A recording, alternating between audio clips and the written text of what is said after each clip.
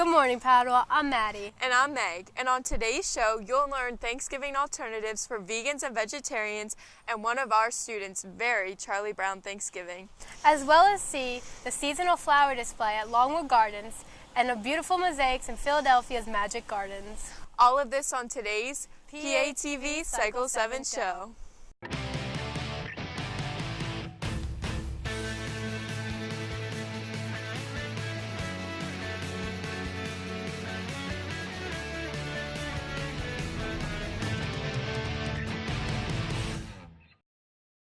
I can't wait to eat all this delicious food at Thanksgiving, but for vegans and vegetarians, finding a good meal to eat is hard. Luckily, Robin found all the best places to have a Thanksgiving meal without meat. Thanksgiving is right around the corner, and with that comes the tradition of eating with your family. Some people, like vegans and vegetarians, don't get to eat all of the main dishes. They have to come up with their own holiday feast. Padua Academy Junior Nikai Dupree says that her favorite dishes to eat on Thanksgiving are mac and cheese and the mashed potatoes, sweet potatoes, sweet potato pie, all these different pies, like everything else other than meat. Homegrown Cafe, located on Main Street in Newark, Delaware, won the Best of Delaware Award for being the most vegan vegetarian friendly in 2018. Head chef Andrew Thorne suggested that some substitutions for Thanksgiving meals can include mac and cheese, that's vegetarian.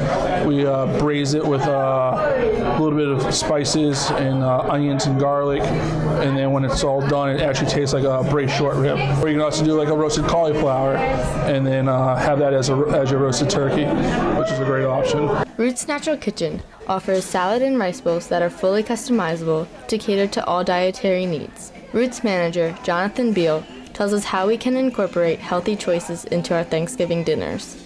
I think a lot of the heart of Thanksgiving has to do with everything. I mean, people do talk about turkey, but everything else that comes with that. Even in our kitchen here, we just take some simple items, simple ingredients, and put it together. Nothing's too complex, and I think you can really keep some of the flavor profiles pretty simple while adding a lot of flavor to your meal. For PATV, this has been Robin Land reporting.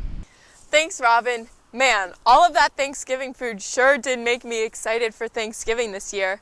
Riley got an inside story from one of our freshmen about her special Thanksgiving tradition. It's the season of pumpkins, leaves falling, and the smell of apple pie. Fall is finally here, and Thanksgiving is right around the corner. Let's see what one of our Padua sisters do to celebrate Thanksgiving. One of my favorite things about Thanksgiving is definitely my family's little Thanksgiving tradition that we do every year. It's really fun. We watch Charlie Brown Thanksgiving, the little movie, and then as we watch it, we literally eat what they're eating, which is the popcorn and the toast and the pretzel sticks and the jelly beans. And we do that every year. It's really fun. This isn't something new. It has been a tradition going on before she was even born. We've been doing it forever, since I can remember. And it's just something that just my parents just started. We just watch it every year. And it's just this little thing that just my family does. And it's just so nice for us. And we still do it now, even though it's kind of an old thing. It was just so nostalgic for us. So it's great. Even though some may find this childish, Elena doesn't. She loves it and is always so excited every year for this tradition. It's still, even now, it's fun, and I just love it. It just gets me excited every year. For PATV, this has been Riley reporting. Thanks, Riley. Speaking of Thanksgiving, I can't believe how quickly the holiday season is approaching. There are so many things I want to do to get in the festive mood. Here's Maria with the Longwood Gardens seasonal tradition. In full swing, and Longwood Gardens in Kennett Square, Pennsylvania is the place to be for beautiful autumn flower displays. Longwood Gardens is currently showing their Chrysanthemum Festival, which is home to the largest display of chrysanthemums in the United States. So what's unusual about the chrysanthemums at Longwood is that they're not the kind of chrysanthemums you would buy at your local garden store. It's not sort of the fall hardy chrysanthemum that people are used to having in their yards during the fall. These are artisan mums, and we have over 200 different varieties in our collection. So these are mums that have specific characteristics that help us grow them into the unusual forms that you'll see throughout the Chrysanthemum Festival. The Chrysanthemum Festival at Longwood Gardens is also home to the Thousand Bloom Mum, the breathtaking display that has 1,437 perfect blooms on one stem. Well, the Thousand Bloom Mum is sort of the highlight of the Chrysanthemum Festival. It is a plant that we grow that takes 18 months to grow, and it is a plant that produces more than 1,000 perfect uniform blooms, and that's of course how it gets its name. Jim Harbage gives the behind-the-scenes view of how the Thousand Bloom Mum came to be today. So it all starts with just taking a single cutting. So we take a stem off of a plant, a stock plant, and then we put it in soil and take it into an environment with mist where it'll root. And then we grow that, and that starts almost 17 months before the final display. Here's a rindi, so we'll attach that rindi to the spoke, and then the flower stem is placed up through the rindi, and we put a couple twist ties on it. So that anchors each one of those stems so they're all exactly spaced the right distance apart. And then there's row upon row upon row upon row of these wires with the spokes. So you get this hoop skirt-like effect, and all the flowers are precisely positioned to be uniform. The Chrysanthemum Festival will be displayed from October 25th, 2018 until November 18th, 2018. For PATV, this has been Maria reporting.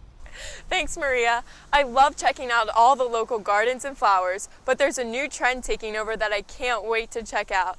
Gabby has the story on the Mosaic Gardens in Philadelphia. Looking for a fun and inexpensive place to come with friends and family? Check out Philadelphia's Magic Gardens. Okay, so the Philadelphia Magic Gardens is a 3,000 square foot sculpture gardens, all mosaic by one man. The artist's name is Isaiah Zagar. He's been mosaicing this spot since 1991, and we didn't become incorporated as a nonprofit museum until 2008. So as an artist, as a painter and a poet, I'm currently pursuing a secondary degree, and Magic Gardens is also filled with other artists as well. It's a great environment for learning, especially about a different art form that's not typically my study, which is the study of mosaics and ceramics. Isaiah is a wonderful man to, kind of interact with, and I feel like I'm learning a lot from working here at the Magic Gardens that I can also incorporate into my own philosophy of art. Magic Gardens is a non-profit organization on South Street in Philadelphia where hundreds of people, mostly tourists, visit every day. The general admission prices are $10 for adults, $8 for students with ID, military and seniors, and $5 for ages 6 to 12. Typically, I feel like the best times, or where we get the most visitors is during the fall. A lot of tourists come into Philly during the fall time, especially the summer months as well. But I think typically the fall is better because I think Philadelphia is really beautiful in the fall, and it just works out that a lot of tourists come to Philadelphia in the fall because the summer months can get pretty humid here. This has been Gabby reporting for PATV. Thanks, Gabby. Well, that's our show for today.